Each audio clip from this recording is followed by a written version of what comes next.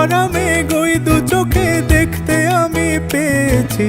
একলা মনে নির্জনেতে তোমার ছবি এঁকেছি, নাম রেখেছি বনলতা যখন দেখেছি।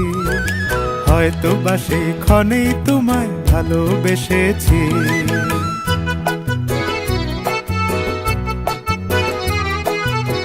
বনলতা কথা হয়ো না গো কুণ্ঠিতা, বনলতা কথা হয়ো না গো কুণ্ঠিতা।